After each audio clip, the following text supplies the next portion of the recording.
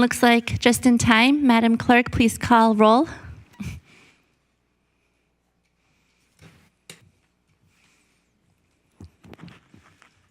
Commissioner Robbins?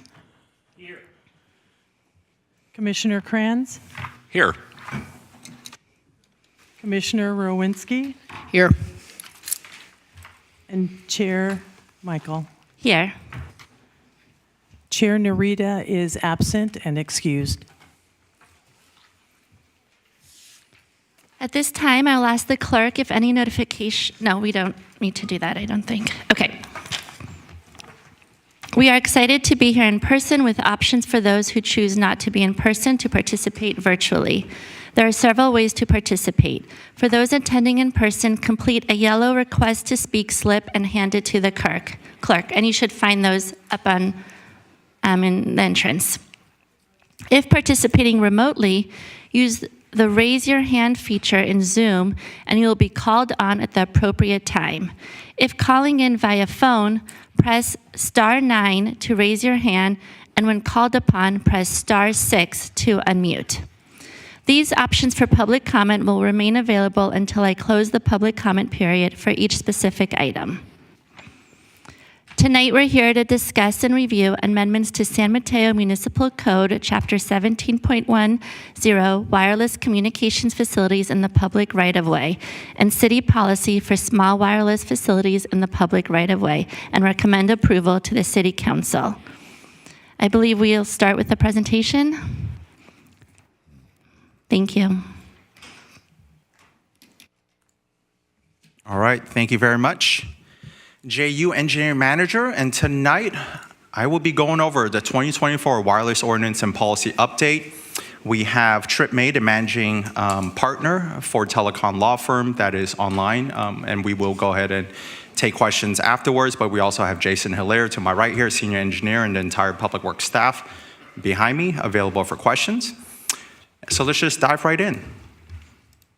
So tonight, we're going to start with discussing the background of how we got here, of what really started this process.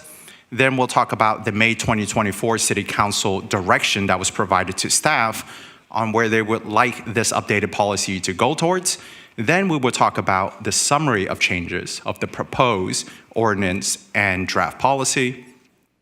And then we'll go ahead and talk about some of the comparisons with our new proposed ordinance and draft policy and how it compares to the city of Encinitas. Then we will go ahead and talk about some of the general public comments that we have received, staff recommendation, next steps, and then we will open it up for questions and discussion.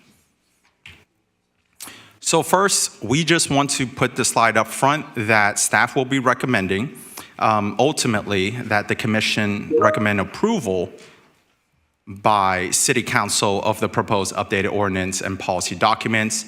This has been a stringent and really tedious process, and we have put a lot of time and effort into it. We have received input from the public, the industry. City Council provided really good level guidance.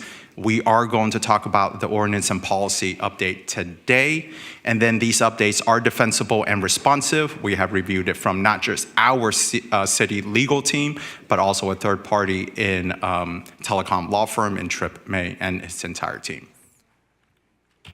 In terms of the background, here's a timeline, and we're gonna go left to right. In 2018, the city received its first applications for small cells. Shortly after that, in 2018, we adopted the first wireless ordinance in section 17.10 for the city, and that's just the ordinance. In 2019 was a pretty big milestone when the FCC issued the small cell order that had a lot of guidance in terms of the shot clock, how quick municipalities can review certain applications that are coming in, as well as what is within our parameters and authority to look at. Then in 2020, shortly after that, we developed and start the development of the wireless small cell design standards and ordinance. A year after that, we have adopted new design standards and per the ordinance. Now, from 2021 all the way until January 2024 was really the stress test of the 2021 ordinance and design standard. We had a large influx of wireless small cell applications from multiple carriers, the most notable being Crown Castle. And there were a lot of lessons learned. We learned how this ordinance and design standard work with our internal process. we looked at how our design standards and ordinance ultimately reflect the industry standard and where technology is currently at with the industry. We looked at constructability. We had some of our first applications go through the process, ultimately get built, and then troubleshoot and really stress test, okay, is our actual design standards working as it has intended? And ultimately, we received a lot of community feedback during this process. All of that to say, we felt it was time for us to update again our design standards and ordinance, and here we are in October. So in May of 2024, we had a study session with City Council, which incorporated all the public feedback that we received from the community as well as the industry. And here we are today, October 23rd, getting input of the proposed draft ordinance and policy. And then just to think ahead, we will discuss in the future what the process is moving forward. And just briefly, our approach to this update is getting feedback from the community as well as the industry. We were going to consolidate that, and ultimately, we are here to present the updated design standards or the policy and the ordinance. And in the community process, we not only had virtual meetings, we had in-person meetings, multiple meetings with the community, multiple community members, with the industry, with different applicants that have franchise agreements with us currently with the city. We have received dozens of email responses, multiple letters responding to letters. Just to summarize, hundreds of data points went into our consideration. So this is a quick summary of all the community feedback we received prior to going to City Council.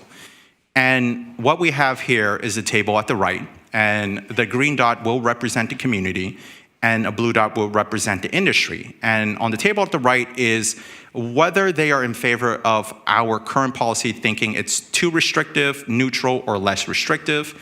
This is how the initial community feedback ultimately played out. There were 12 really big buckets that they cared about.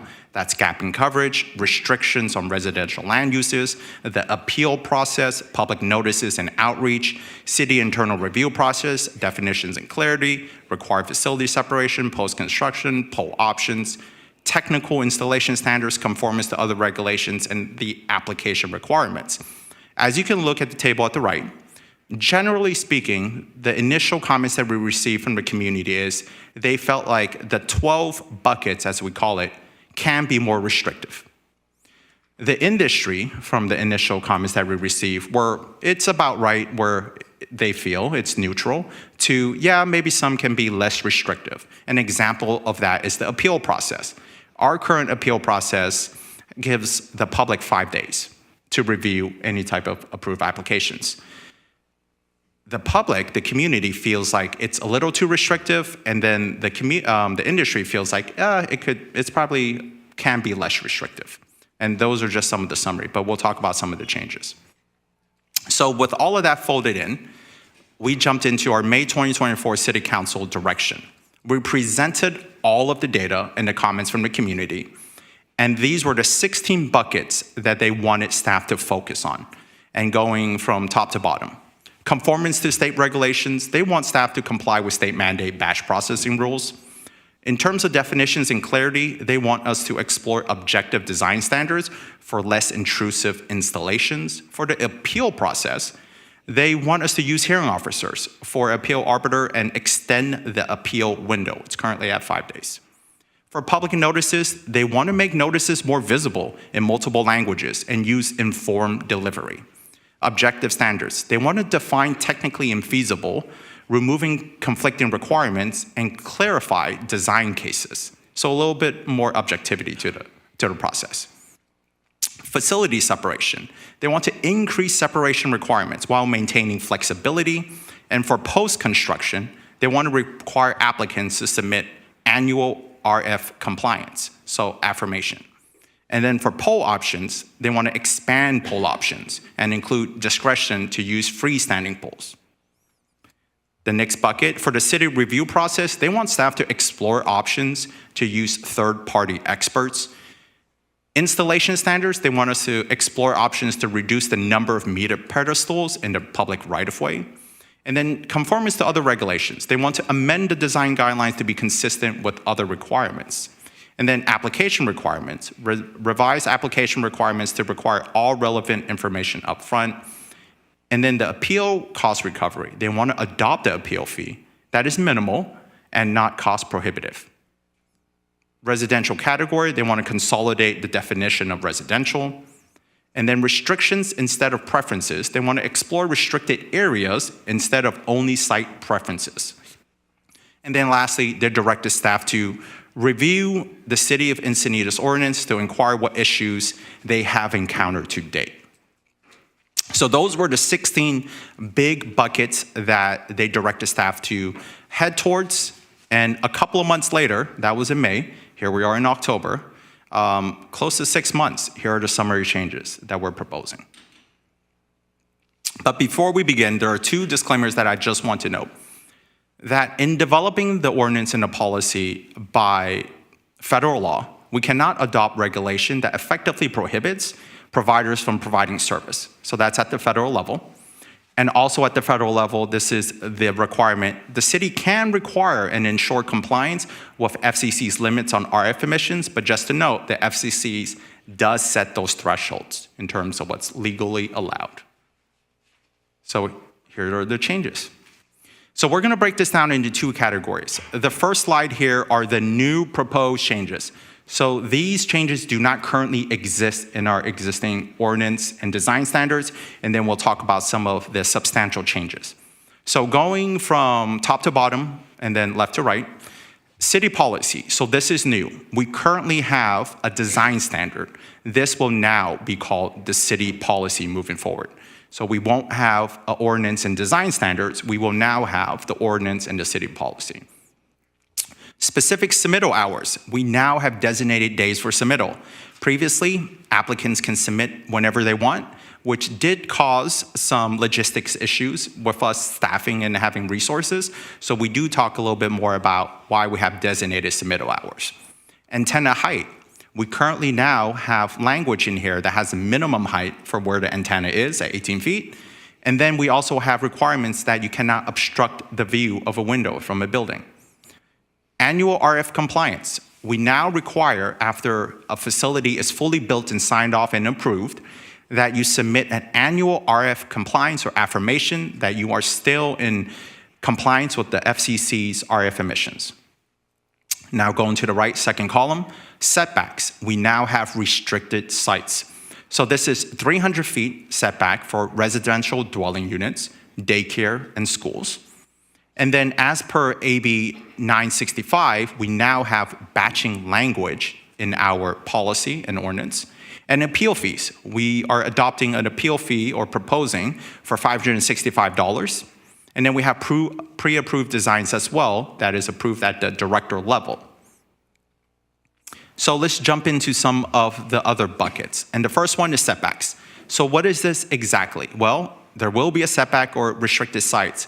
Any location within a residential or mixed-use zones. Any location within 300 feet from residential dwelling unit, any location within 300 feet of a daycare facility or school structure, and any location within a very high fire hazard severity zone as defined by the California Department of Forestry and Fire Protection. Now, I want to note that these are setbacks, restricted sites. Applicants may still request for an exception to install within restricted sites. Exceptions shall demonstrate effective prohibition in order to be granted the exception. If you remember, before we embarked on the changes, there are federal law that says we cannot effectively prohibit. So we have to provide exceptions, even with the setbacks. Next, submittal hours. Those are Monday to Tuesdays, non-holiday, I just want to put that on the record, at 9 a.m. to 4 p.m. Specifies when the applications are submitted to staff and allows staff's consistency really to allocate time for when we should review it and turn around submittals. Batch application, that is an assembly bill, that's something that has been passed, and they can submit up to 50 projects within the same application. Now the caveat here is they have to be substantially similar in nature to be batched together. Next, antenna heights. So as demonstrated by this visual here, we now have a minimum 18 feet antenna placement height that is set, and then we do not allow the antenna to be at the window elevation of a building if it is within 50 feet.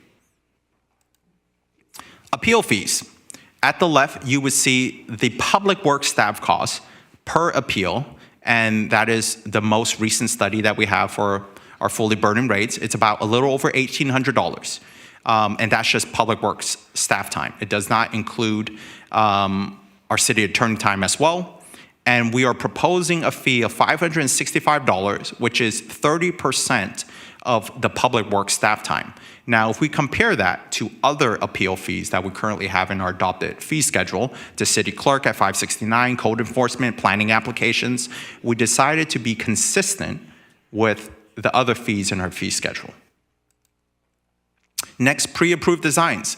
These are designs that our director ultimately adopts and approves. There are certain thresholds for that has to be met. And some of the benefits of pre-approved designs is you have to be in a preferred location. And also, if you are using one of the pre-approved designs and you qualify, you have no noticing requirements and only the applicant may appeal. Annual RF compliance. We are requiring now, after installation, as mentioned earlier, the annual affirmation is required from a qualified RF engineer. So that's for every site on an annual basis that will be submitted every January.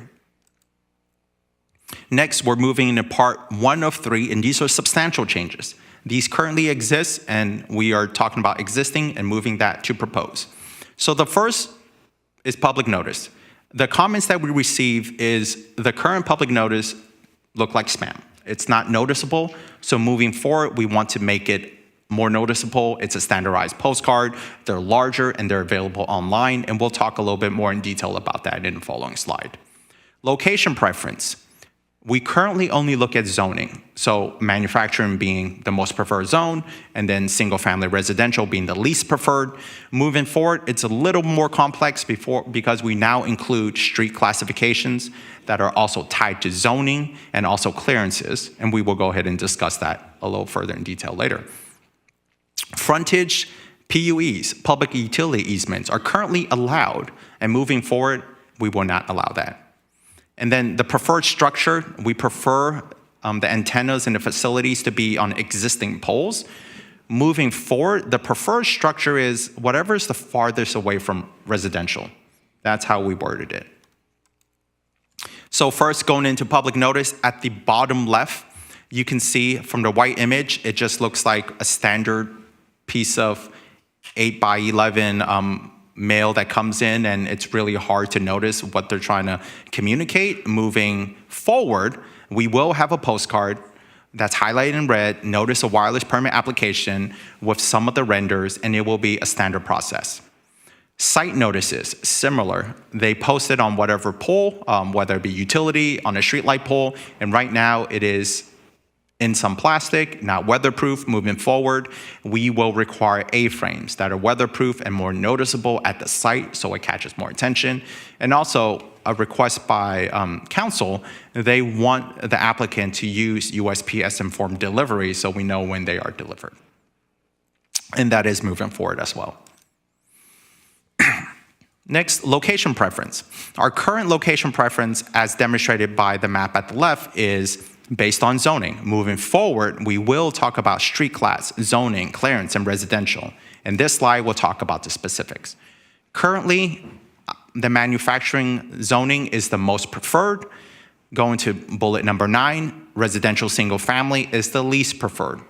But now we're mixing it up a little bit because the most preferred location now, moving from 1 to 8 here, is non-residential mixed-use zoned along arterial, and then same land use for collectors and then locals, and then within 300 feet of another small cell device. And then everything that's highlighted from 5 to 8, these are restricted sites, but these are the least preferred. So starting with 5, this is within 500 or 300 feet of residential mixed-use zones, and then residential mixed-use zones along an arterial, collector, and a local roadway.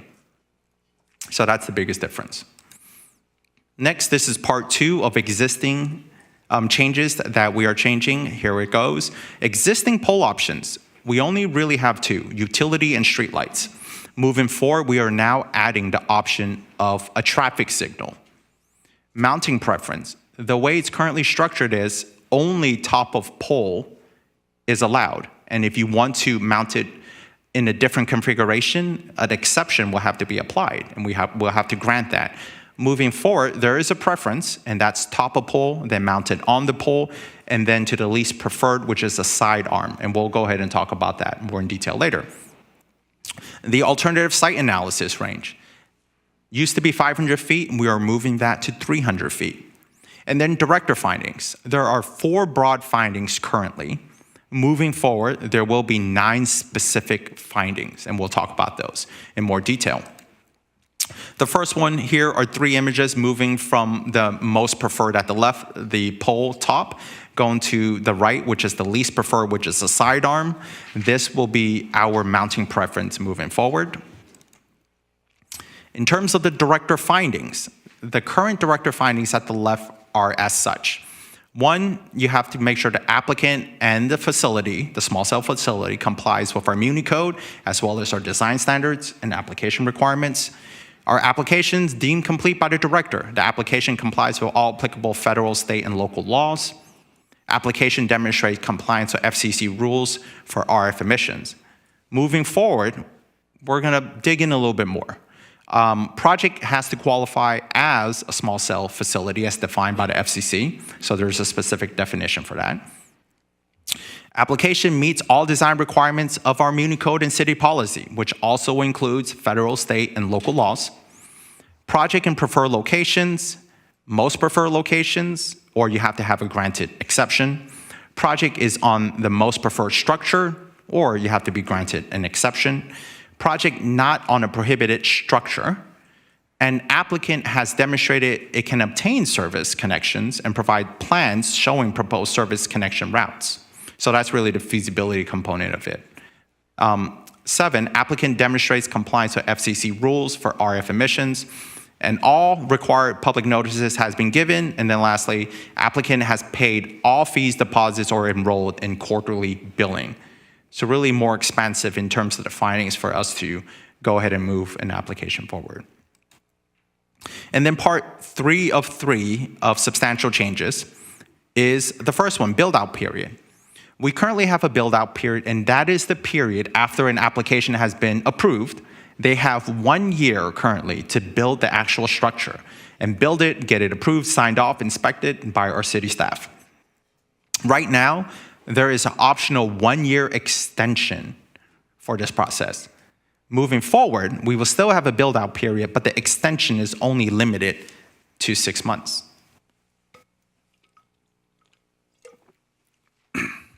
Next, the appeal window.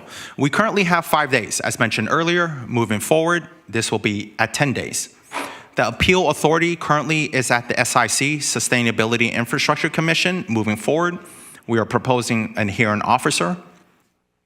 And the appeal basis currently is anything that is not related to RF.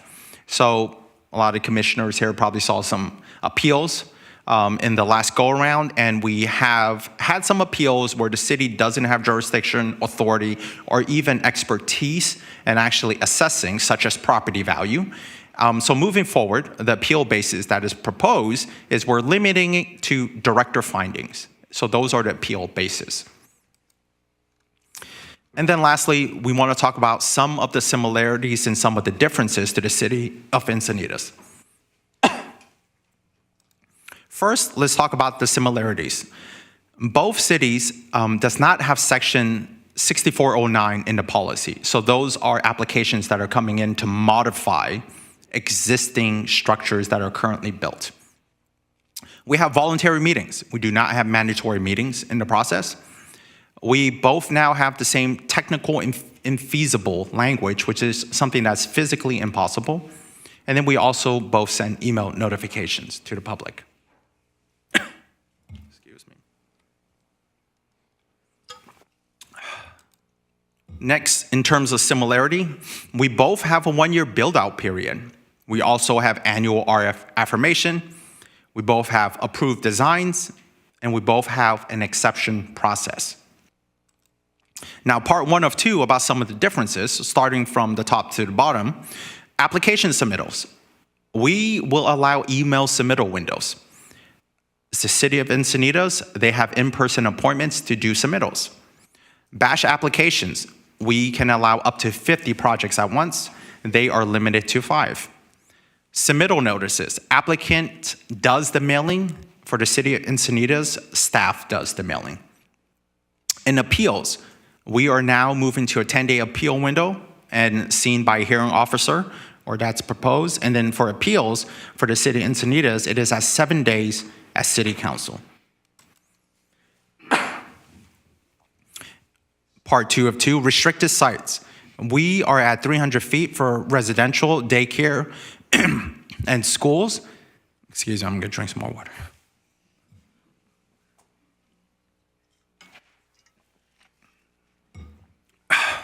Long presentation. Look at this. Matt told me to trim it down. This is trimmed down. Restricted sites for the City of Encinitas, it is at a 500 feet radii for residential, daycares, and schools, coastal and historic districts. And then for coverage and capacity, we do require the submittal to understand the objective and really explain it more in the narrative. For the City of Encinitas, it is not required. For fire department review, this is one that we do not require, the City of Encinitas does. Now, in May of 2024, the fire department, our deputy marshal at the time, did speak and spoke and said there were no concerns in terms of fire hazards with small cells. And then with antenna height, we do have a minimum height limit there, as well as not allowing the antennas to block window elevation, while the City of Encinitas only has maximum of 5 feet over support. And so that's the only limiting discretion there. So with all that, let's talk about some of the summaries of the general public comments. I want to mention that we were receiving comments all the way up until 4 p.m. and we published the latest and greatest packet that was sent out. So this might not include everything, but we have published this 14 days in advance to the public for review. So we have been reviewing the comments for the last 2 weeks now. So the next slide will encompass the discussion between the community as well as the industry. So starting at the left, the community want all default reviews to go to the consultants. They want to expand the alternative site analysis, the ASA, to 500 feet. More public input on location selection, so they want to be part of the process more. They want stealthing, design requirements, and stealthing predominantly resides with new poles. They want the poles to fit into the aesthetics of the community, to enclose the antenna and the facilities a little bit more. In summary, the community thinks the proposed policy and ordinance should be more restrictive. The industry, we received a lot of comments, multiple letters as well. They are not in favor of restricted areas and exception process, not in favor of all reviews being done by consultants. They do not want RF annual affirmation for their sites. They do not want shrouding requirements due to signal interference with the current technology. And they're not in favor of height restrictions. Example, our window language of not allowing an antenna to be in a window elevation of a building within 50 feet. In summary, the industry thinks our policy and ordinance is too restrictive and burdensome. So, moving forward, staff recommendation, and just to reiterate, we received a lot of comments from the public, the industry. City Council provided direction. The ordinance and policy was presented tonight, and we will go into a deeper discussion after this presentation. And these updates are defensible and responsive and has been reviewed by our city legal team, as well as a third party and telecom law firm. So staff recommends the commission recommend approval by City Council of the proposed updated ordinance and policy documents. So what are the next steps? Well, from June until April, we did our community engagement process. We went to City Council, as mentioned, on May 6, 2024. We are currently here. Our next meeting is in November 18th at the City Council to introduce the draft ordinance and policy and also to vote in the comments and feedback we may or may not have tonight. I suspect we may. And then in December 9th, we are planning to do our adoption. Now that's the goal of our current schedule. So with that, JU, Engineering Manager for Public Works, we are open for questions. I want to note, we have the entire team here. Matt Fabry, our Public Works Director, Catherine Sheehan, our Deputy Director, our new Deputy Director, I want to state. Jason Hilaire to my right, our Senior Engineer that does all the hard work in the application, is really fine-tuned with the process with the last couple of years. We have Ling Nguyen, our Assistant City Attorney, as well as Trip May, the Managing Partner for telecom law firm that has written dozens and dozens of ordinance throughout the entire country. So with that, I'm going to open it up. Thank you very much. Great. Thank you for that clear and comprehensive presentation. I believe we now open it up to public comment first. So, Madam Clerk, about how many speaker cards do we have in online? We currently have 11 in person.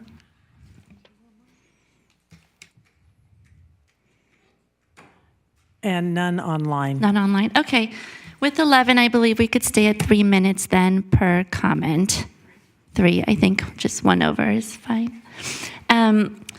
So Madam Clerk will announce who will get to speak with the speaker cards. And I do want to note that after the public comment period, once it's closed, there will be no more public comment period, and it'll move to the commissioners being able to comment and ask questions. Thank you. Go ahead. The first one will be Yvonne Pinto.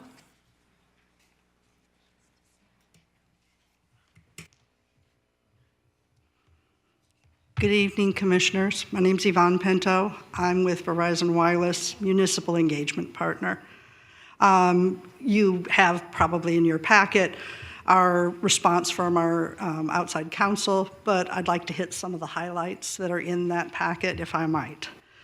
Verizon Wireless is looking at installing small cells along the public right-of-way in the San Mateo area based on the terrain and the various areas that the demand for coverage and capacity we anticipate are going to only increase over the next couple of years.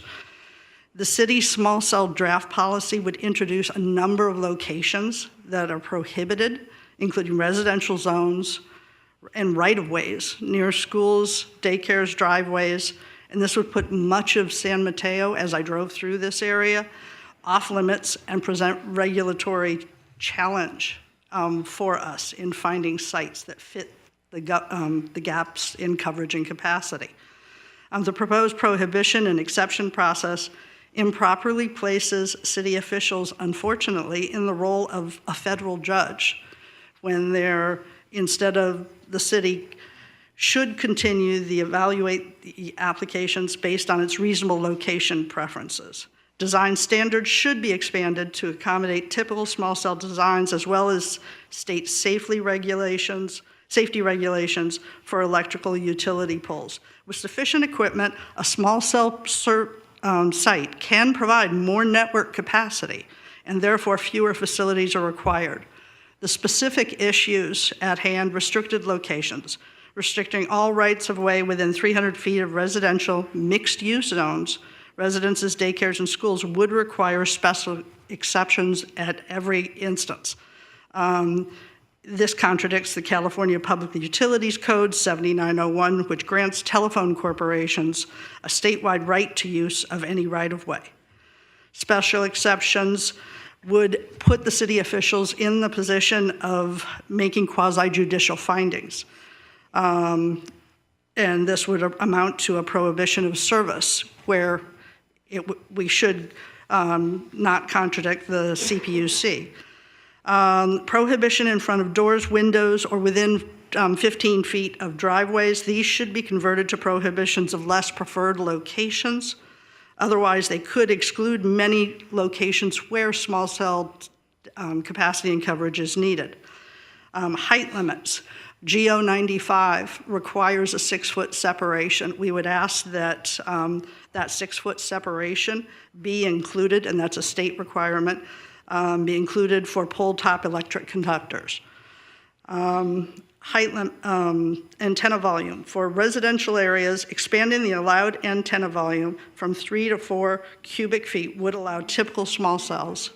Thank you. Yeah, okay. The next speaker will be Yiwei Tang, and of note, Vikash will be the last speaker. Hi, SNI committee, good evening, and hi, Jay, Jason, Matt. Just wanted to express my personal thank you to you for the work you've done for the draft ordinance. So my favorite part is the height restriction, and thank you for taking, our input into account. Yeah. So going back to my comment, Yiwei from the No Sale Out group. So I'm representing my group here. So essentially, we are recommending a technical expert is required anytime when the applicants seek an exception override. So I'm going to read from a letter that our attorney, Ariel Strauss, submitted with his comments on this draft proposal. Essentially, a consultant review should be automatic, particularly for sites proposed in restricted location section 6K of the draft policy. Authorize the director to hire a consultant to assist in processing applications. However, it requires the director to exercise discretion on each case and does not clarify situations where consultant review is automatic. Many cities, such as Hercules, not sure I pronounced it right, have simply outsourced review to a consulting expert. This is the best approach because staff lack the technical expertise to review wireless applications, and it frees up our city workers to do other more important work. It also simplifies ensuring that applicants bear the full cost of the permit review. The amount charged by the consultant to the city is passed on to the applicant, which is simpler than estimating the cost of staff time and overhead. I have heard from many cities that they believe they currently undercharge for permit processing. More importantly, under the proposed policy, appropriately, many more applications will undergo searching review compared to the existing policy. Going forward, any applications in restricted location, i.e. near a residence, will require the applicant to demonstrate the denial of the application would violate federal or state law. Federal law is violated if denial have the effect of prohibiting the ability to provide telecommunications or personal wireless service to the applicant's customers. So to determine whether this is a case would require understanding the current level of service customers receive, the nature and the significance of service proposed. The availability of technical feasible alternative means providing the service and the review of technical radio frequency propagation maps and forecasts prepared by applicant engineers. So in the Insonita policy, after which the city draft is largely based, provides this. Okay, thank you. Thank you. The next speaker is Lindsay Reiki.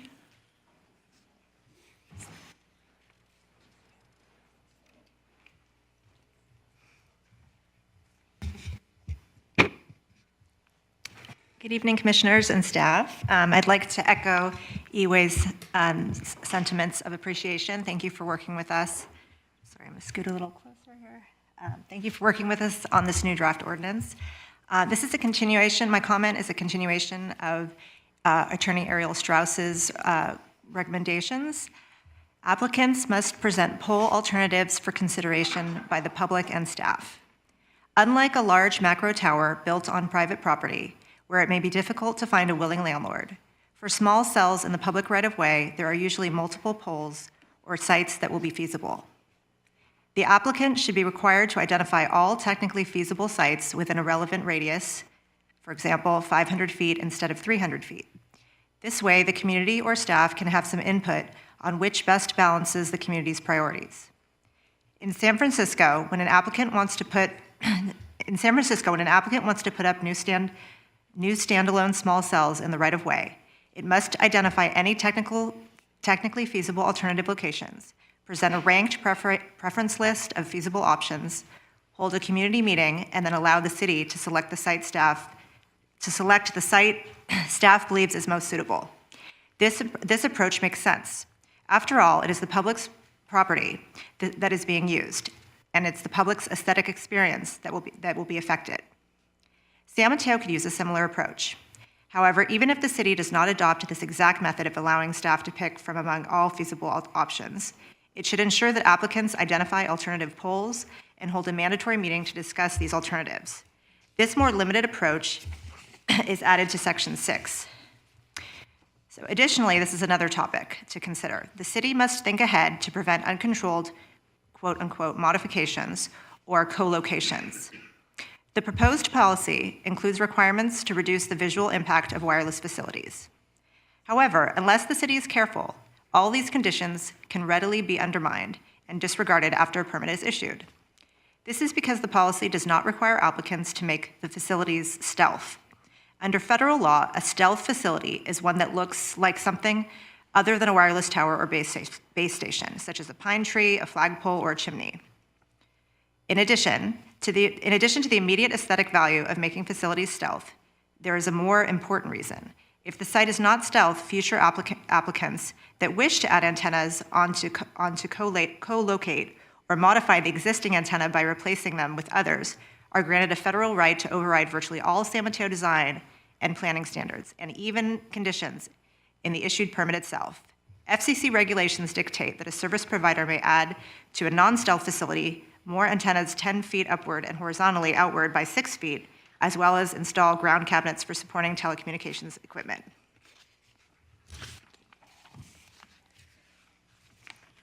Next speaker, Kelly Ryerson.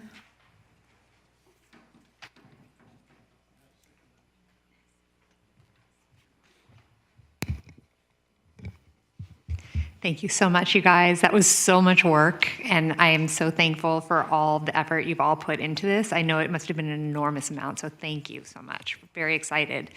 I wanted to make a comment in response to Verizon's objection to the draft proposal that you guys likely received.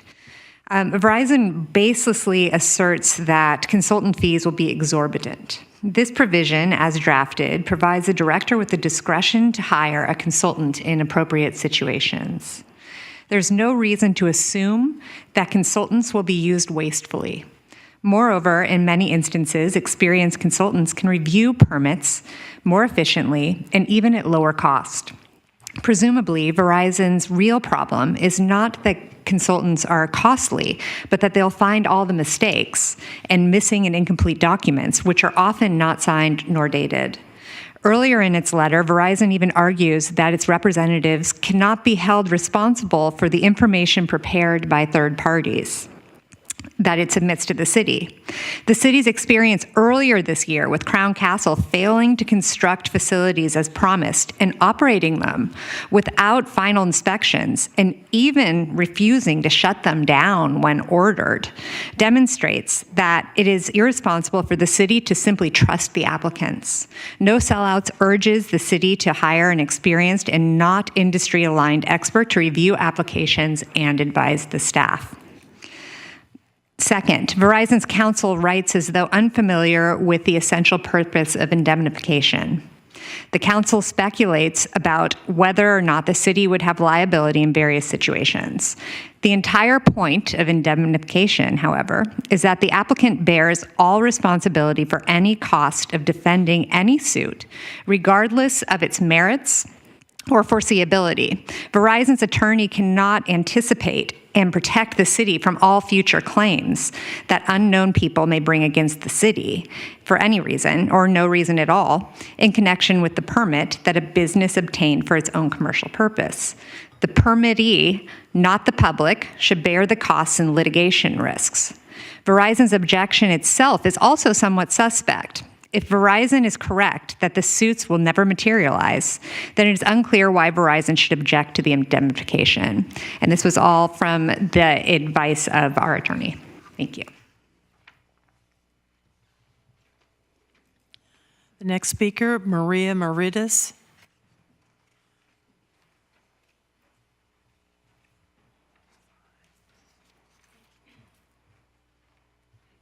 Council members and staff. I also appreciate all your work with this matter. I'm just going to resume from where Lindsay stopped regarding the city must think ahead to prevent uncontrollable modifications or co-locations. It does not matter whether it's in a restricted area. It does not matter if the new antennas will now be in front of someone's window. It does not matter if it blocks views. It does not matter if it exceeds the maximum height of the zone, so it is extra conspicuous. It does not matter if it is much larger than the approved design. For any other type of installation, this conduct would be a clear code violation and subject the owner to severe civil and even criminal penalties. But for wireless facilities, basically the FCC has requisitioned the public street and given it to a wireless carrier. It is unlikely that the applicant would be able to attach additional antennas to a pole like Fort Worth example without new city review and approval. As a result, the city should add several requirements to prevent hideous and uncontrolled future proliferation. First, applicants should be required to identify all technically feasible options for co-location on an existing wireless facility to meet the service objective. With foresight, co-location can be the best option because it allows the city more control over how sites develop and limits the number of new sites over which the city loses control. The applicant should be required to provide photo simulations of a co-location at that alternative site. Co-location could provide an opportunity to update an older site to be more visually appealing and streamlined. If feasible, co-location should be required unless the applicant demonstrates that a new site is visually superior or more compliant with policy requirements. New language has been added to the section 10H to include this requirement. Second, an applicant should be required to demonstrate that it is technically infeasible to design a facility in a stealth manner, such as by fully integrating the antenna into an existing pole. New language has been added to section 11 as new subsection A to include this requirement. Third, in the event that the alternative sites are available, the applicant should be required to provide photo simulations of the maximum potential build-out of the proposed site allowable by federal law so that the city can decide if an alternative offer reduced risk of inappropriate future development. New language has been added to section 6B5 to include this requirement. Thank you so much for listening to me and for everything else that you're doing. Next speaker, Martin Elliott.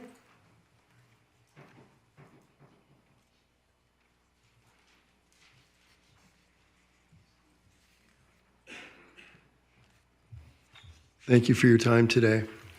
I want to start off and parroting some of the information from our attorney, Ariel Strauss. Key point, the commission should hear appeals, not a hearing officer. The draft ordinance and policy would eliminate appeals to the commission and instead have appeals heard by a hearing officer. Given that the hearing officer is an individual hired by the department, this keeps all review largely under the control of the Public Works Director. Since the point of the appeal is to allow a means of disputing the director's interpretation, this approach is not likely to address resident concerns. The involvement of elected or appointed officials is important to ensure that the policy is periodically reviewed and applied appropriately. Many other cities allow appeals of small cell permits in the right-of-way to appointed or elected boards. For instance, Carmel by the Sea, Encinitas, Malibu, Martinez, Mill Valley, Novato, Orinda, Pinole, San Rafael, and Santa Cruz all allow appeals to all the right-of-way to City Council. In other cities, appeals are to the commission, such as in Calabasas, Petaluma, San Francisco.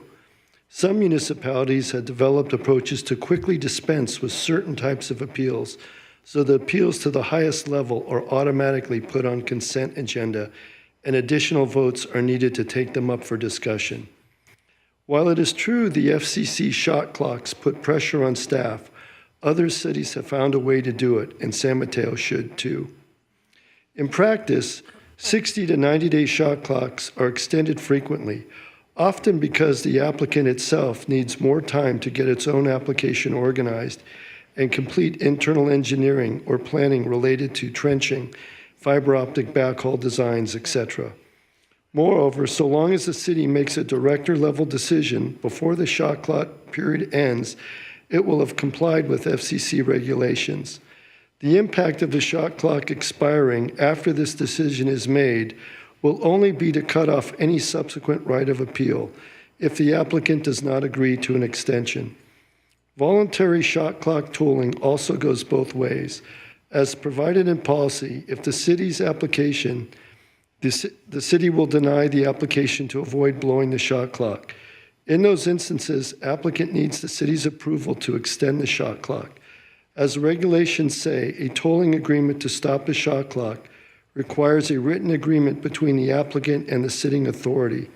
Case law confirms that denying an incomplete application without offering the applicant further opportunity to remedy it is in fact lawful.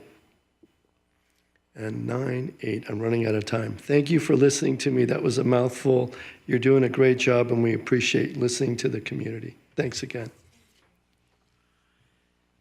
Next speaker, Irina Maridis. I want to thank each and every one of the commissioners today, and Chair Narita, who's not here today, and a big thank you to the Director of Public Works and your staff. I know you've worked very hard for this, and for meeting with us and for listening to the community, so that means so much to us. On behalf of No Sellouts, I'm providing the following response from Attorney Ariel Strauss to some of the objections raised by the Council for Verizon Wireless here today. The Commission should be aware that these are the same boilerplate arguments that Verizon raises anytime a city seeks to exercise its permitting authority. I expect the city's special counsel, Trip May, has seen dozens of these letters. The draft policy is very similar to Encinitas policy, which was enacted in 2020 and, as noted in the staff report, has never been challenged. Verizon's insistence that the exception process is illegal is absurd. Virtually all cities have a process where certain areas are off limits, unless federal or state law forces the city to allow installations there. The approach in the city's draft policy is not novel or unique. Contrary to Verizon's assertion, there's nothing unlawful about placing the director in a quasi-judicial position to make subjective legal determinations. City officials make subjective, fact-specific judgments every single day, such as for the planning department's special use or conditional use permits. The Public Works Director has equivalent authority to engage in such decision-making within his or her area of expertise. Verizon may wish these subjective decisions were best left to courts, but the residents of San Mateo expect that city staff will exercise their discretion confidently in the furtherance of the community's values, not outsource this obligation to applicants or judges.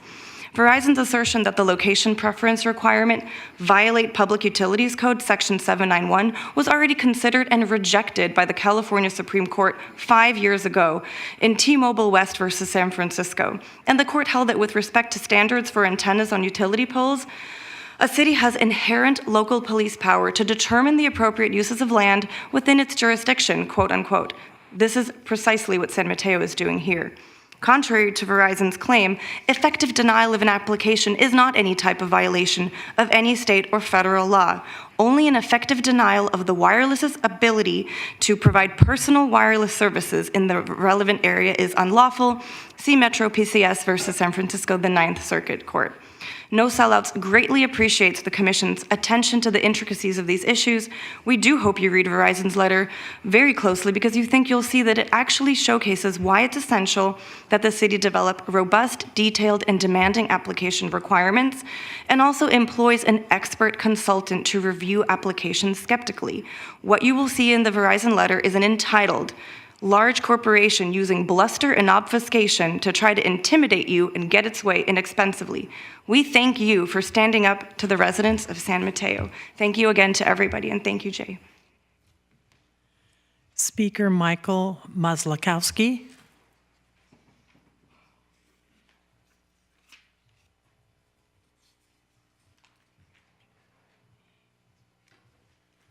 Hello, everyone. I'd like to thank the Commission for your time. So to start off, I'd like to introduce who I am.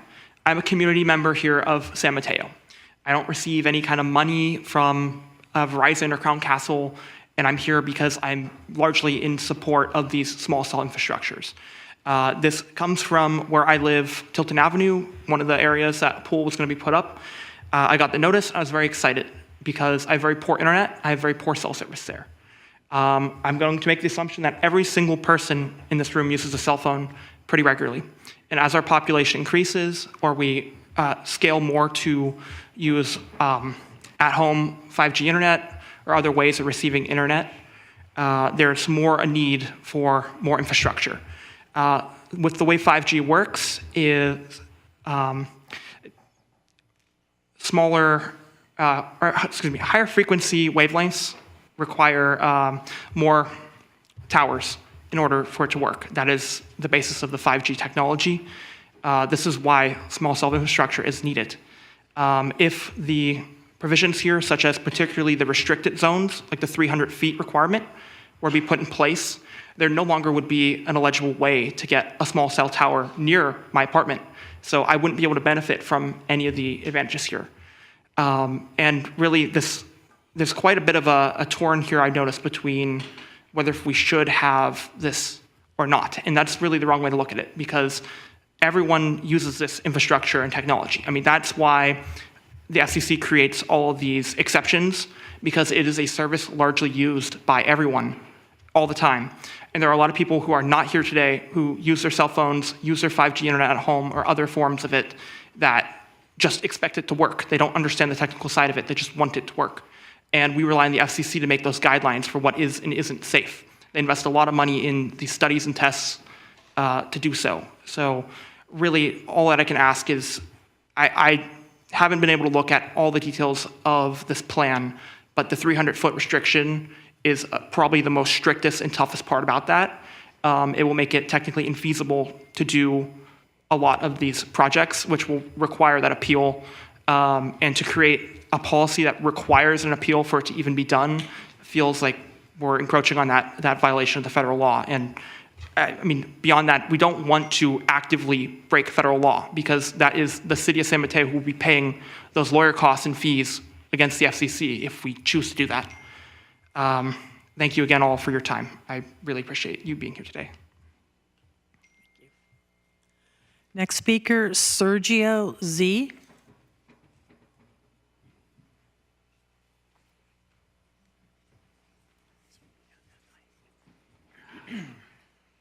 All right. Good evening, commissioners. My name is Sergio Zygmunt. I'm a resident of San Mateo for a few years now. I'm here in support of the small cell infrastructure. I believe that the small cell infrastructure is necessary to provide the citizens of San Mateo with the telecommunications infrastructure of tomorrow that they deserve. As we've seen over the last few years, more and more people are relying on consistent, reliable internet connections, both for work, education, as well as downtime activities. I believe that the city has an obligation to allow Crown Castle and Verizon Wireless and others to put up this infrastructure. These telecommunications companies have an obligation to provide universal service. They should be allowed to compete in this market. We should not use bogus science to oppose the installation of this telecommunications infrastructure. Verizon Wireless, Crown Castle, AT&T, T-Mobile should be allowed to innovate in the areas of wireline and wireless broadband. I believe that the 300-foot setback is going to add additional costs for both applicants and the city. The city is going to be forced to review each and every single one of these setback requirement or exception applications, because the goal of adding the small cell infrastructure is to provide wireless broadband to homes. So if you have to have it over 300 feet away, then the customer premise equipment that customers will have will not be able to connect to it. So effectively, the applicants are going to be forced to submit exceptions for every single small cell radio they intend to install, and it's just going to add time and hassle for everyone. I don't believe that this is an effective way of doing this. I believe that is creating effective prohibition, which is unlawful under the FCC. The FCC does do extensive research when they make these standards, right? Especially the exposure to radiation, all that, they do extensive research. There's a lot of public review. These are federal regulations, lots of eyes on them. The FCC has done its research on this. In general, I think it's going to add, the proposed legislation around the 300 feet is going to add additional time and expense for both city and applicants. I know that may be the goal of some to delay applicants' abilities to install the infrastructure, but I think we're just delaying the inevitable and we're adding costs for everyone along the way. Again, I'm in support of allowing companies to compete. I do want to make it clear, I'm a San Mateo resident. I have no affiliation with Verizon or Crown Castle. I actually oppose to their rate plans. I think they're predatory for consumers, but I do support their right to compete. That's something we enjoy in this country in a free market economy. All right, thank you. Next speaker, Steve Dukas.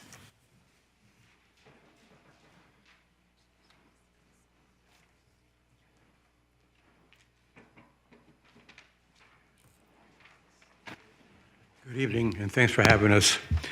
I do have one question. I keep hearing things about better cell phone reception. Is this for cell phones or not? You can't answer, can you? A lot of people believe it's a cell phone issue, and I believe it is not, but it's not made clear to us. So people are coming up with the wrong ideas. What I find funny is we're talking about small cell, which just reminds me of small cell carcinoma, and these things do throw off EMFs. One tower, and now I understand you have a new map, I haven't seen it. One of those towers is 100 feet from my window, bedroom window, and where my children sleep. I don't want my children bombarded by these things. My area gets good reception anyway. This issue proposes health risks to adults and children. If you're not familiar with EMFs, but I know you are, please look it up. It's well known that EMFs aren't healthy for your body or your brain. Have you ever considered putting these issues up for a vote by residents, since we have to live with your decisions and we have to pay for these so-called improvements? I've always wondered why something this grand an issue is not put up for a vote.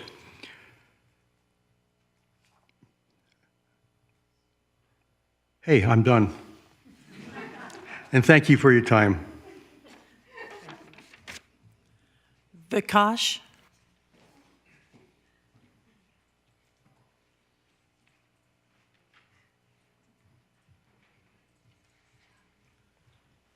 Good afternoon. Good evening now.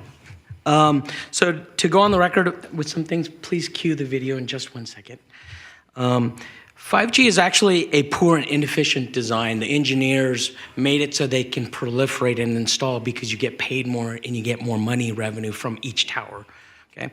There's another misnomer. The towers are not for cell phones, but for video gamers and for TV shows. It's for entertainment industry, which we can get through fiber optic and various other methods which don't require radiation emitting towers. Okay? A clarity for the comment about the deputy marshal. When I spoke to the deputy marshal on a personal level, he said fire safety is definitely a problem, and he did have a 5G cell phone tower removed from in front of his mother's house because he was afraid that she was going to get brain tumor, and she got brain cancer and passed away. He was also concerned about the fire danger in front of his mother's home. That's for the record, okay? No one is saying we should not have 5G. We are concerned about the design and placement. So innovation won't be stifled by design and placement. It's just providing a service in a way which is less invasive to people. That's it. And with that, the current video from the Verizon CEO contradicts all of the issues presented by the Verizon representative here, and also addresses the issues presented by the video gamers and mobile users who support installation and proliferation of the 5G cell phone towers. And with that, could you please play my YouTube video? Thank you. Oh, yes. Thanks, man. Appreciate it. And I can no longer see the timer, so I'm assuming it's okay. To play this video. Okay. When we went out in these 11 markets, we tested for well over a year so we could see every part of foliage, every storm that went through. We have now busted the myth that it has to be line of sight. It does not. We've busted the myth that foliage will shut it down. I mean, there was back in the days when a pine needle would stop it. That does not happen. And these things, in the 200 feet from a home, we're now designing the network for over 2,000 feet from transmitter to receiver, which... It's really high frequency, so everybody thinks it doesn't go very far, but it's a really big pipe, and so that's what allows you to gain the super fast speeds.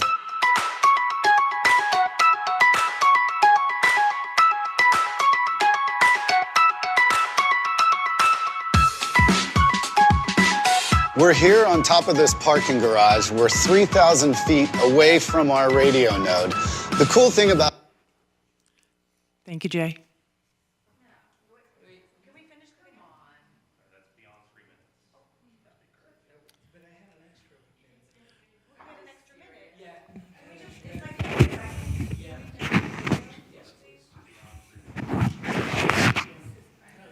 Madam Chair, we have one person online. Okay, let's hear their comment.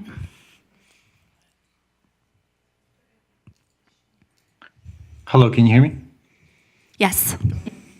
Good evening, Commissioners. I would like to thank you and city staff on the long journey and hard work it took to get to this point and the amazing presentation.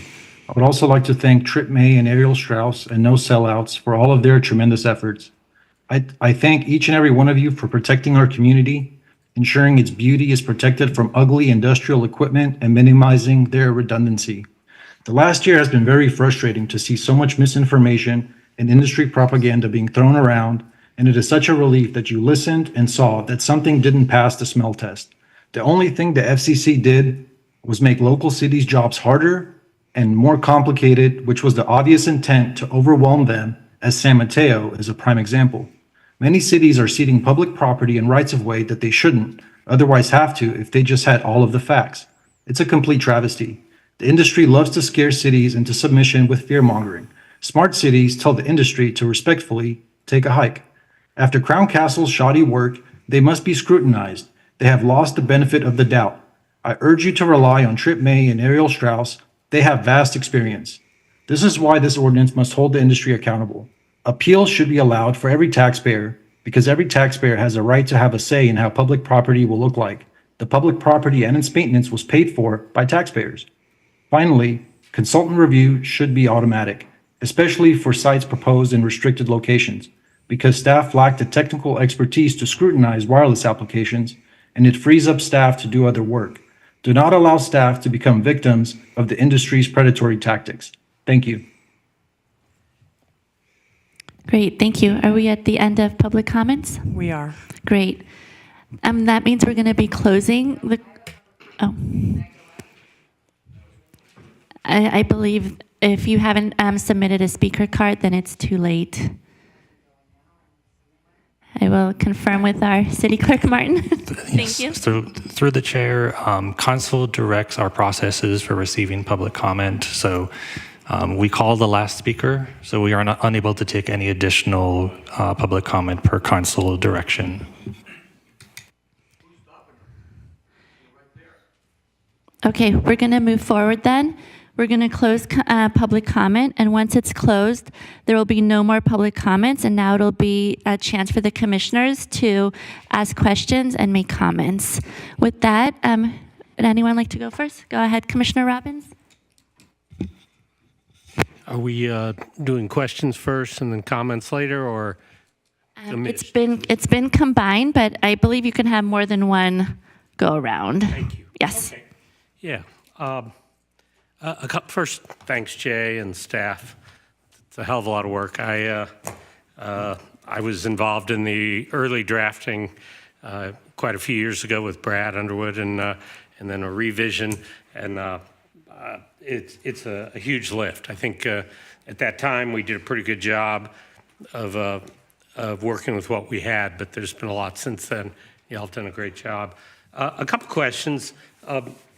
The city policy, is that going to have the, I'm actually going to look to the left on this, is that going to have the force of law? Is that municipal code as opposed to being an administrative document? Counselor? Commissioner Robbins, yes. The policy is intended to be adopted by the City Council through a resolution. So it will be a document that has a regulation that has the force of law. Great, thank you. And so any amendments or changes will require City Council action and the normal Muni Code amendment process. Well, any changes to the policy would require a new resolution by City Council. Any changes to the actual ordinance requires a typical ordinance adoption procedure. Great, thank you. And then the exceptions, if I read it correctly, I just want to confirm, because they're built in, they don't have to go to council, but they're either the director, or if they're in the appellate process, it would be the hearing officer that would make those determinations. Is that correct? Yeah, ultimately, our director will have to make the findings, and one of those findings is whether it's in a preferred location, or if they did apply for exception, they will have to review the exception to make sure it is qualified and approved. Great, thanks. Could you give a little color as to the radius distances, the 300? I know some folks think that's not large enough. Others think it's too large. Could you give us a little color as to what went into that process in settling on 300? Yeah, I could get it started, and I'll probably defer some more detail to Trip May. But we've been going through the process for about 3 years and looking at the technology and what has been submitted. A lot of the technology that we're seeing are limited to about 250 to 300 feet. And that was one data point in us in making that decision. Trip, anything to add on that matter? Sure. I mean, there are two things to consider, and thank you for having me, Vice Chair Narita, and for handing off this question. The first is a legal consideration, right? At the end of the day, all of our regulations have to be technically feasible. And so that is in part why we have the exception process for any situation where the average application of your typical standard just results in technical infeasibility. You can get a limited exception to move that a little bit one way or the other, up or down, left or right, whichever you need, in order to obtain technical feasibility and stay in compliance with federal law. The other component of it is a policy choice, right? It's about where you want to see these types of facilities, where it's appropriate to locate them. And there's a little bit of a push and pull there, because the larger that number gets, so in this case, that 300-foot setback number, the more likely you are to go back to an exception process, which is an extra set of findings in addition to the required findings for just any normally preferred type of site. The smaller that number gets, they'll get closer to residences, but the less frequently you rely on that. And so we have all the tools in this box to make sure that the number you pick as appropriate is going to withstand a facial challenge to the policy and the ordinance. But you still have to make that choice about whether this is appropriate. And so, as staff mentioned, this number is a reasonable setback distance based on what the technology is capable of, where not every single application has to resort to an exception. And so that's where it comes from. Trip, thank you. I'll give a few comments, and then I will request the opportunity to speak again if based on other questions and comments.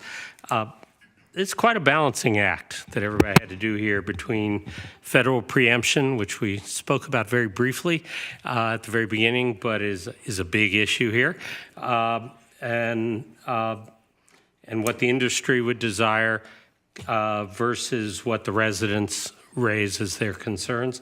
And I have to say, I think y'all did a darn good job of coming to a good balance there.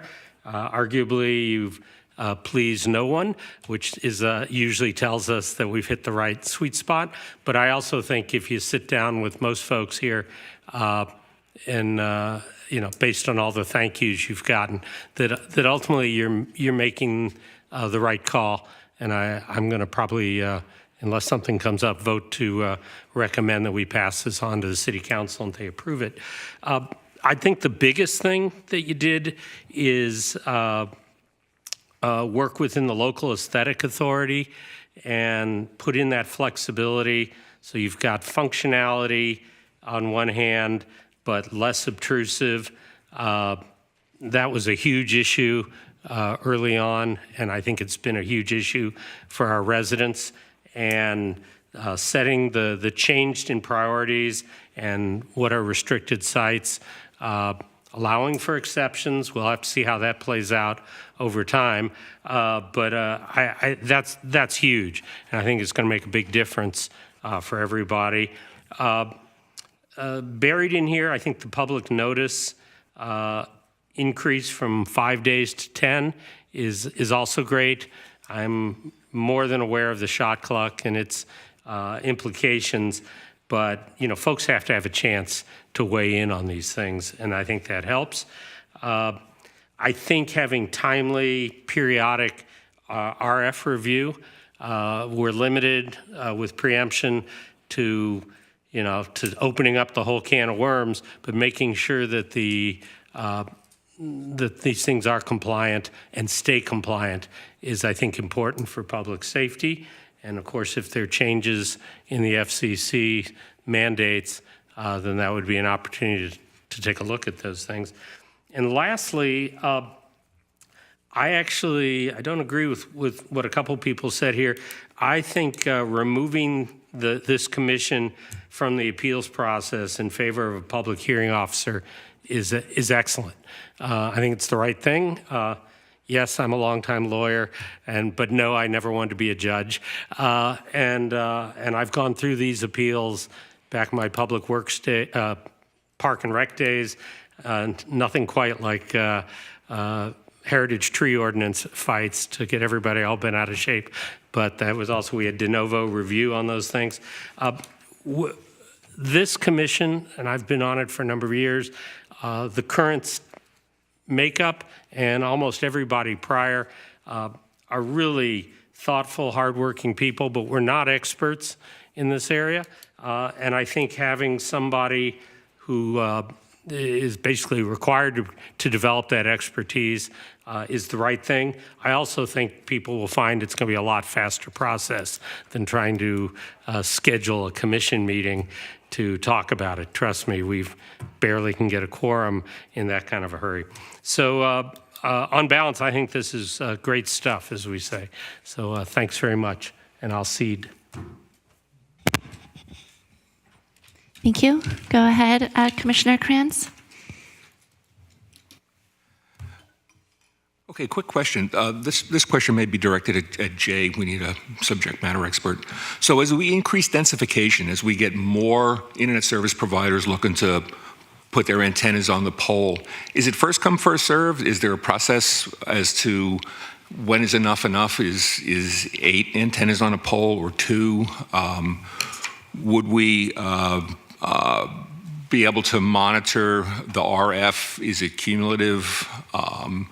I'm just curious with the RF saturation, how does that work? Yeah, it is right now on a first come, first served basis. Mm-hmm. In our proposed policy, we do look at the cumulative effect. So that is something that is being studied and certified by our RF engineers. So that is something that is included. Okay. With respect to restricted zones and appeals, is the threshold technical infeasibility, or is there an economic driver associated with the appeal process when they say they need relief? Could it be economically driven, or is it strictly technical infeasibility? Maybe if you could elaborate a little bit more on that, or Tripp, you have a response for that? Yeah, I think I can handle this question. So the technical infeasibility doesn't depend on economic viability, right? So and a solution that is more expensive than what a carrier might prefer as their first alternative is not automatically rolled out. Okay. So the two big things that we look at is, can the facility in a particular location or particular configuration of equipment solve the problem that the carrier wants to solve by investing the capital in that new facility? And the answer may be no, given the constraints at a particular location. So then we look at another one, or another one, or we look at a different configuration of equipment, maybe a taller tower in a location that's a little further away, that kind of thing. So we look at those two big things. The other consideration is potential availability. Right? So can the carrier get access to a structure that we want them to use? In the right of way, that doesn't pose such a huge problem, but there may be other pole owners, other utility companies that will say no, usually for safety reasons. And so if they do, that would be a reason why it would be technically infeasible, because they just can't get on it. Right.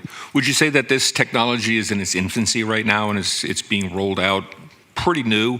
We don't have a large database of, I hear a lot of health-related questions. We don't have a huge database of how that affects people's health. How would you comment on that?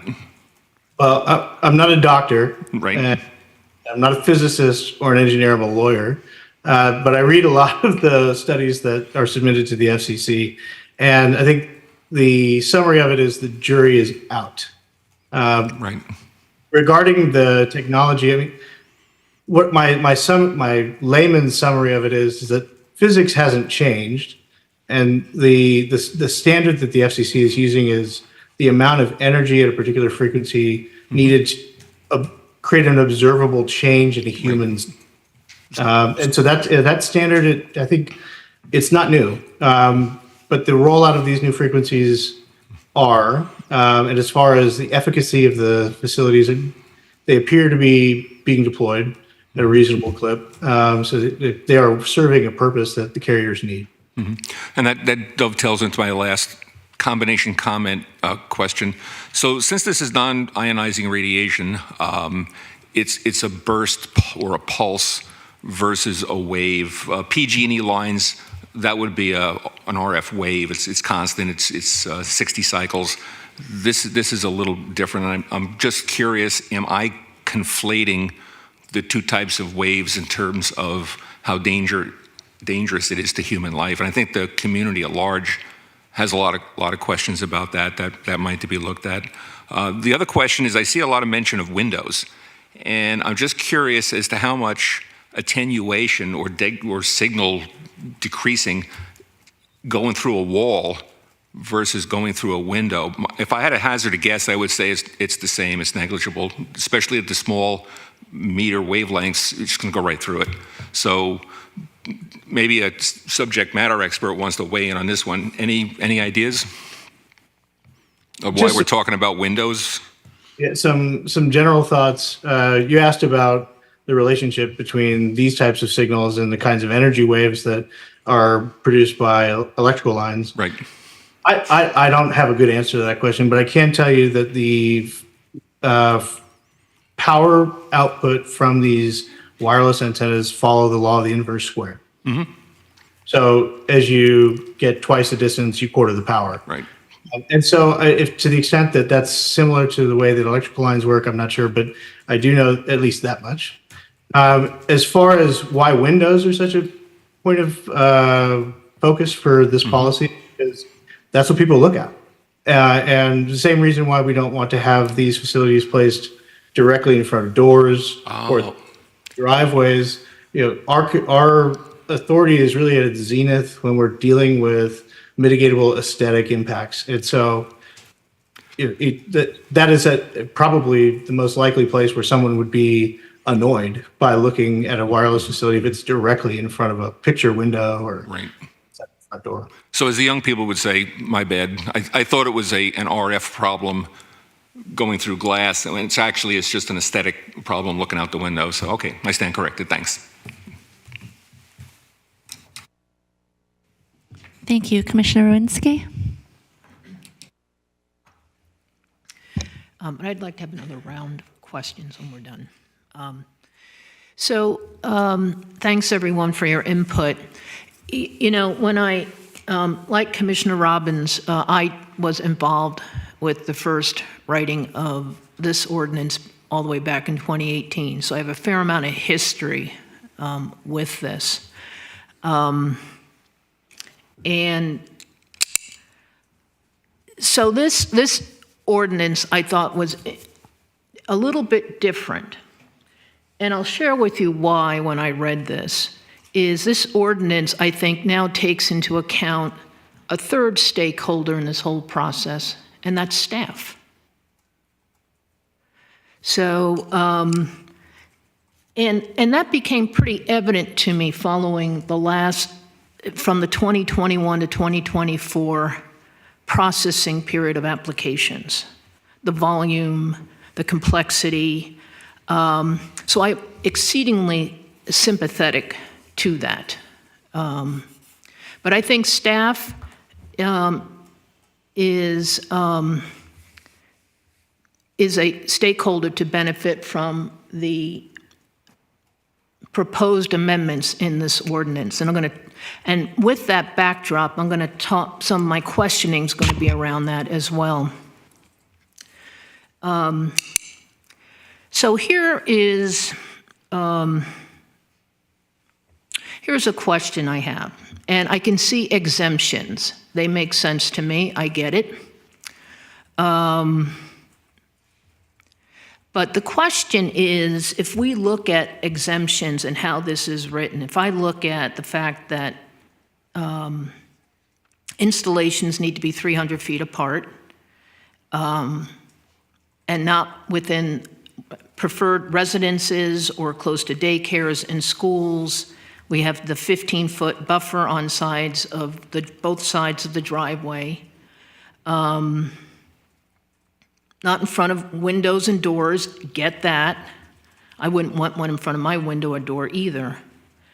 But, you know, the question is, and San Mateo is exceedingly dense. Exceedingly dense. So what I see happening from a practical perspective is a lot of exemptions that will be submitted based on how this is written, and that's fine, as long as that's how I see things playing out in a practical perspective. And so my question is, if I'm correct, can staff balance that within the constructs of the shot clock and within the constructs of batch processing? And that may, by the way, require the hiring of consultants and other third-party support. I'll just say that. Obviously, I think we don't know until we actually stress test this policy, but there are a lot of safeguards that we put in place in this policy and ordinance, such as the consultant review process. And really, the next step for this is defining and understanding more of how the exception process looks like when they demonstrate it is effectively prohibiting. But looking at this in totality, we think this is feasible to meet the shot clock. Right. And a big portion of that, because we have to look at the whole policy update in totality, one big component of that is the appeal process. I think Commissioner Robbins had mentioned it takes a long time for us to really schedule appeals, and we are under the shot clock. So in totality, right now it does appear feasible that staff will be okay to meet the shot clock. Right.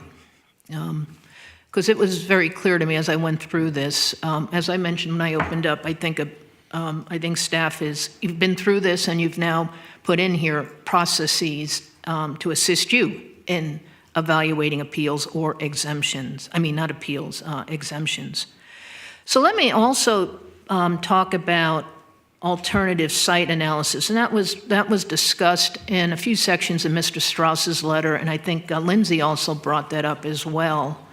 You know, with the restrictions that we have, 300 feet, the 15-foot driveway buffer, I don't know if there's going to be very many alternative sites available. I don't know if anybody's thought about that, and that's fine. I think that will be a consequence. I guess we'll see how it all plays out. Does anybody have any thoughts on that? I will say, you know, we'll probably have to see how that plays out ultimately. We are going through the exception process, and the way it's written, we'll go through a completely new process from our current ordinance and policy. Tripp, anything in addition you want to add to that? Just to add that the alternative sites analysis doesn't just evaluate where it is, but it evaluates how it looks. So there is a separate layer of analysis that even if there aren't a whole lot of good options in a particular area, staff still can evaluate whether a proposed design is the most appropriate for a particular installation. Right. Okay. This is an aesthetics. This is related to aesthetics. So was the 300-foot distance between installations and the 15-foot buffer on the sides of driveways, was that primarily put in for aesthetic reasons? So I'll jump in with a quick answer. I think they serve different purposes. The buffer from the edge of your driveway has a lot to do with the sight lines when you're backing out or pulling into your driveway, so you can see other cars or pedestrians coming around. They're not blocking. There's no pole blocking your view, so that you can't stop in time in case there's an emergency. The 300-foot setback is driven primarily by aesthetics. Yeah. And the only reason I bring it up is I actually saw some interesting small cell designs where they're going inside the pole. Everything is literally inside. You would not even see any of the hardware on the outside. And I think that's some of the new generation coming up. And look, Commissioner Robbins and I have been around here long enough, and if you look at some of the first installations that went up, they were very blocky and big, and City did the best job they could. But I will share with you, there are installations where now antennas and all the hardware are actually going inside. Once again, they have to be steel poles, be it street light or traffic poles, not wooden poles. So if that technology becomes available, it may open up more options for location of installations. I think that's a great point.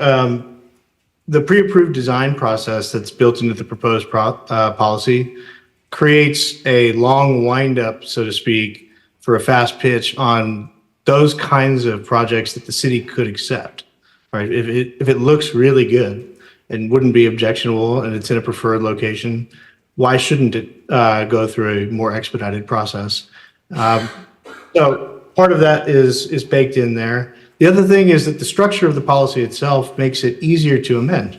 Unlike an ordinance that has to go through multiple readings at a 30-day kind of cooling off period before it becomes effective, if things change, whether they be the law or the technology or the kinds of designs that are available, staff can amend this policy, city council can adopt it, and as soon as that vote on the resolution is approved, it's effective immediately. Right. So there's a lot of...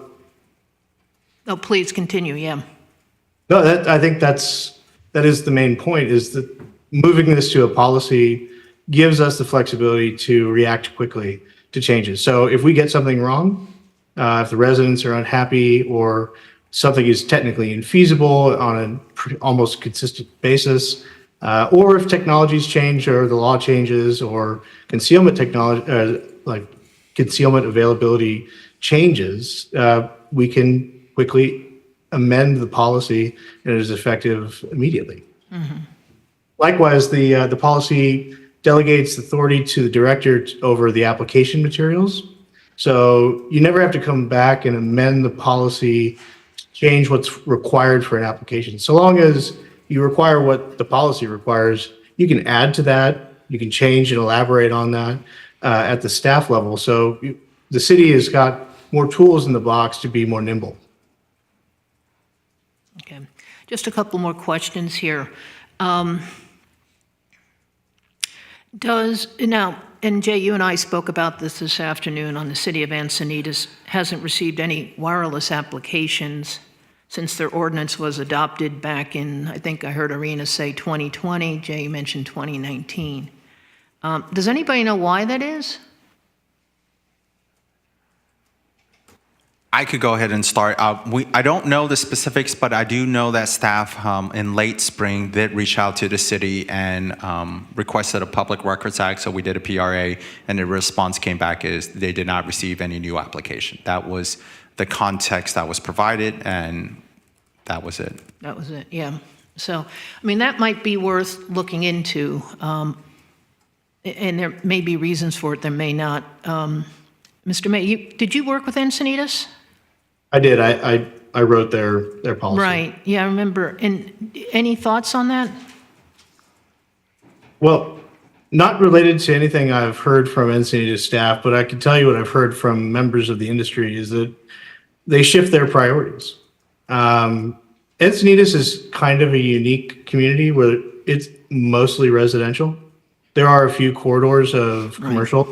And so the types of regulations that you see in your policy that are similar to what you see in Encinitas would make it pretty tough for any applicant to get through the process because most of them are going to be subject to the exception process. And it's not an appeal itself, but it's just an extra set of findings. And so I think what I'm hearing from members of the industry is that they just shift the resources someplace else, and then they'll get back to this once their network is overloaded. Okay. All righty, thank you. One last question here, and this was a comment brought up by Verizon in their letter, and also brought up by some of the folks who spoke this evening, and also in Mr. Strauss's letter as well. That is, staff is going to need assistance with managing our new process and are going to have to hire third parties, get it, and that's at the expense of the applicant. And I'm wondering if it's at all possible to develop a budget, and maybe this will also take time, Jay, some sort of max and min that people can see and industry can plan to. And help them in that process, or help you in that process, and also help us being the public and transparency, and us being industry knowing what to budget. Is that something that could be possible? Yes, that is something that's possible. Currently, we publish our deposit requirements on our annual fee schedule, and that's something that actually staff looks at on an annual basis. And we go ahead and look at all the comps and all the actual charges that go into the permit, and then we reevaluate to see if it's appropriate. So that is something that is published, and we direct all applicants to the fee schedule for that. Right. So if we had something, since there's going to be a lot more third parties assisting staff, and particularly as you get into exemptions, which I think are going to take a little longer, possibly, that everybody knowing what that max and min is, I think is beneficial not only for the city, but for the public as well as industry. So. Definitely. We will definitely have to go through this process ultimately if the ordinance and the policy goes through and we are moving towards the third-party review. We will have to analyze that and also consider when we do the RFP and the experts do submit their proposals, how that is baked into the overall fee. So we will look at that. Sure. Okay, I'm sorry, one more question here. I just want to make sure I understand this. I want to piggyback on Cliff Robbins' comment on force of law. So being that this will be an ordinance with the force of law, if there are changes, does it ever come back to the commission? Or does it go to only council? Or does it depend? Commissioner Rowenstein, let me clarify. So it has force of law in that it is a regulation, but a violation of it isn't criminal liability, it's a denial or revocation. It could potentially be civil. So we're looking really at administrative and civil. In terms of if there's motivation to change the policy in any way, it goes through that council adoption resolution process that we explained before. If there is a change to the ordinance, that ordinance goes through the ordinance adoption process. So it's a little bit different with the resolution ordinance. This approach was taken because it does provide the city a lot of flexibility really the substantive portions of this program is really within that policy. And it being adopted by resolution by council does allow the city to move a lot quicker than an ordinance adoption process. Right, right. So it's fair to say that if there are changes to the ordinance, that it probably will not come back to this commission, it will stay up at the city council level. Well, I don't think it precludes it coming to S&I Commission for comment and for feedback as well, as we are doing today. I can't state for what would happen in the future, but I think that's a consideration. Right. Okay. All right, thank you. Great, thank you. I'll start with, it is clear from tonight that the public was heard, and I wanted to commend the city staff for really taking this issue seriously and moving considerably fast on this new, no longer guidelines, but city policy to be used. A couple questions to start off. It sounds like, well, I did want to also make a comment about Encinitas, that another reason why it's challenging to compare with them is I understand they also did not receive any applications prior to their ordinance either. So it's not quite comparing apples to apples. But I was curious about the exception process. It sounds like it's not quite hammered out yet. So if I do believe you'll get many exceptions as well, but how does that work with the shot clock? Like, does the exception first need to be approved and then it starts? So in our, so I'm going to defer to Tripp here, but we require the exception to be handled upfront from the applicant, and we require them to be clear with their intent, whether they are applying for an exception in the beginning, so we can clearly outline what path we're taking. Tripp, you want to add on to that?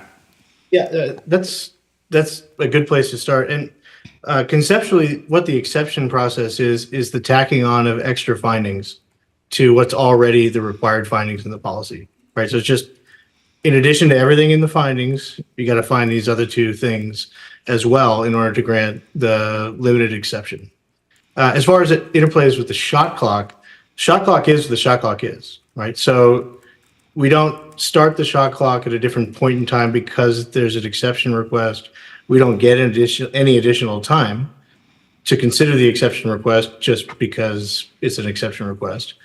We have 10 days to review the application for completeness when it's submitted, and part of that review, as you heard from staff, is that if it needs an exception, that they've asked for one.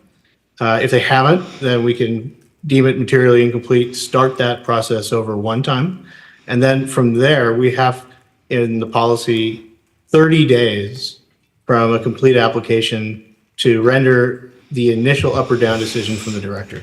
And that would include the findings that you see in the ordinary findings in the policy, plus the exception findings, if one is required.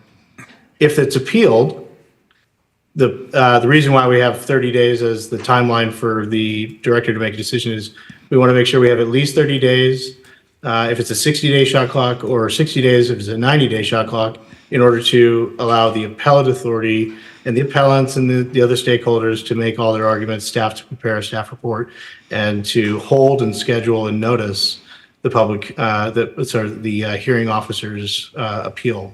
So I think the short answer to sum it all up is nothing in our policy can affect the shot clock.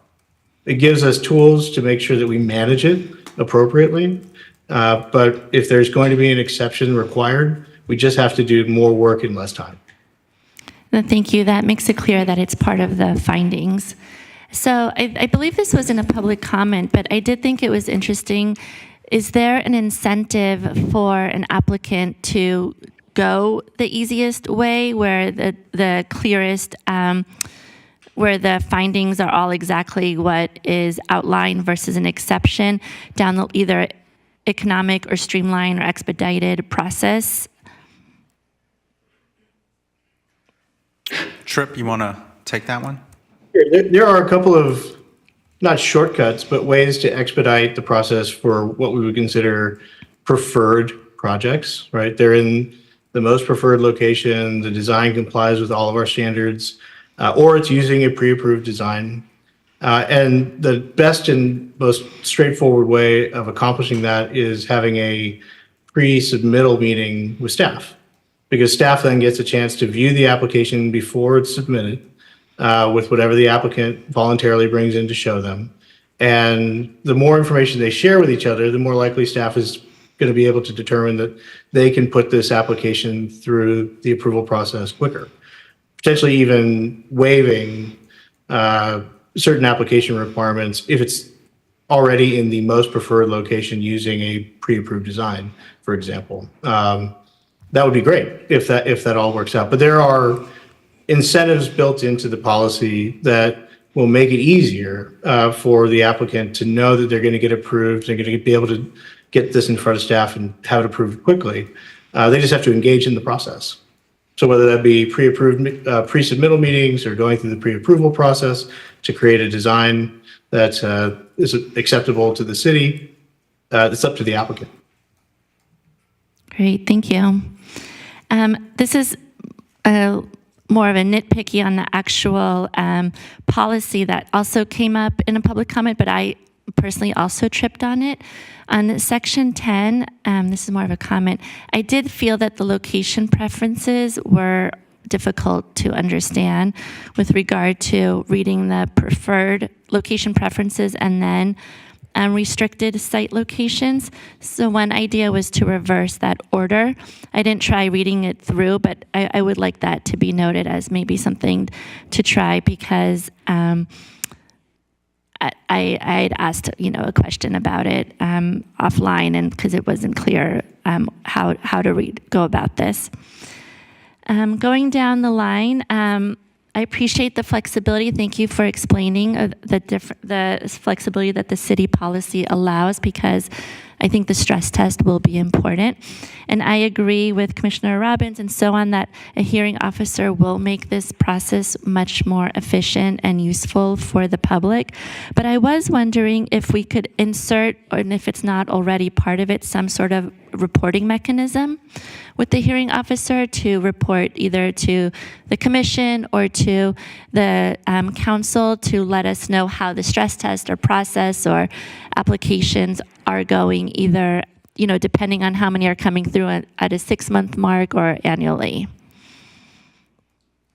And just on the reporting, are you thinking about like an update or something that's written into the policy of something that needs to be done after every single appeal or decision that's made from a hearing officer? An update. Okay. Yes. All right. Of a summary update, I think would be useful.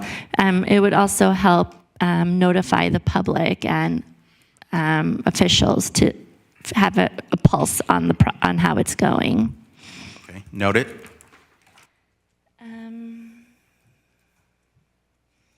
I think that is it for me, but I'll start with my personal comment that I support moving forward and recommending this ordinance to the council, and I'd like to hear if the commissioners have any other comments before we put forward a motion. Go ahead. Thank you, Chair Michaels. Yeah, just on that update, yeah, I think you hit it on the head. I wouldn't add anything into the policy, but there's enough play in the joints here that I think and one of the functions of any commission is to be a vehicle for public comment back and forth, as well as when they do speak directly to staff. So I think the idea that at some point, if this gets adopted, as I think it will, I'll look at the director, but Matt, if you could, schedule some sort of regular update to us to see how it's going, I think that would be a benefit to the public, because if things aren't going well, we'd want to catch it sooner rather than later. And if things are going well, that's great too. That's my only comment. I think it's great. Thank you, Commissioner Robbins. Anyone else want to add final words? Okay, go ahead, Commissioner Robbins. Okay. I was just going to make a Grant. quick comment that Sure. I think this is a well thought out plan. I like what I'm reading. I'm kind of new to this, so I'm playing catch up. but I like what I see. I also see that, the federal government is preemptory. They really don't leave us a lot of wiggle room, it seems, to have any, I don't want to say in it, but it seems like it's pretty well bolted down, and this is what you got. The only area of wiggle room seems to be aesthetics. I got to be careful with this one. I take a little tiny bit of exception with what the woman from Verizon said earlier about we're making ourselves into federal judges. No, it's sort of disingenuous that one size fits all and it's all or nothing thinking. There's got to be one data point out there that doesn't fit. It's not a one size fits all, and there's got to be a way we can negotiate this so that everybody wins. And that's all I got. Thank you, Commissioner. Go ahead, Commissioner Owinski. Sure. Let me just see here. So preferred versus restricted.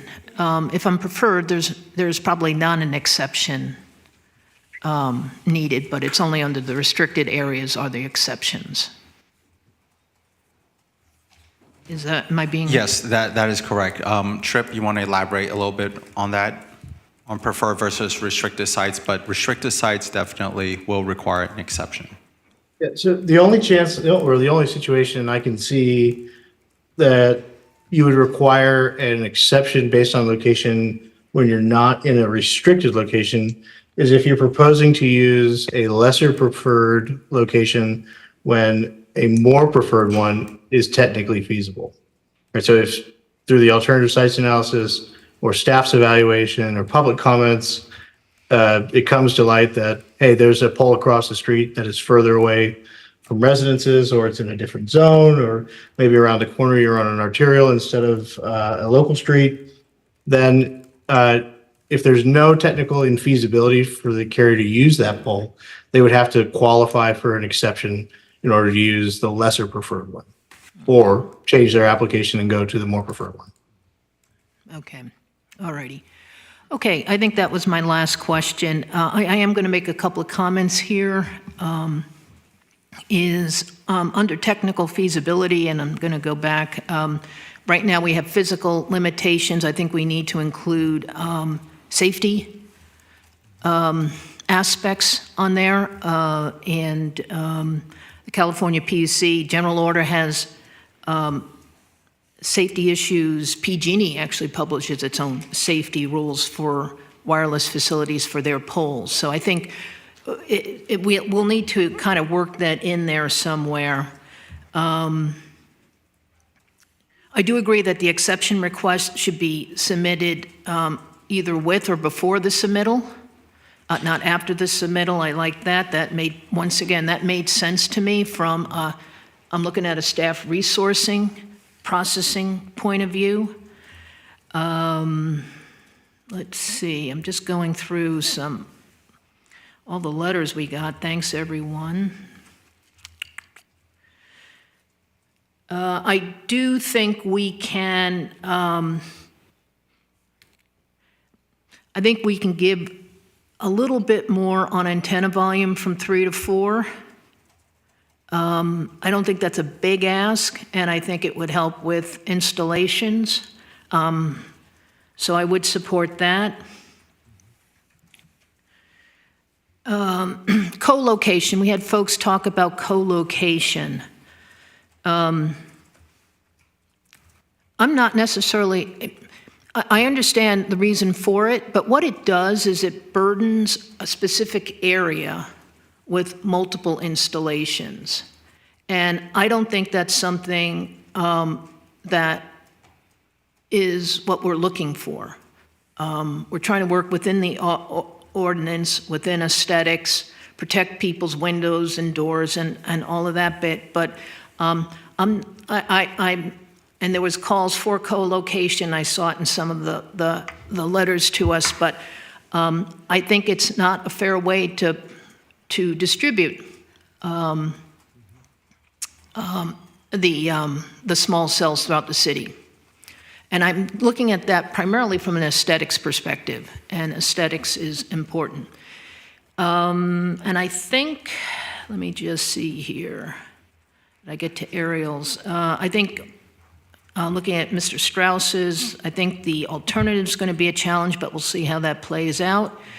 Otherwise, those are my comments.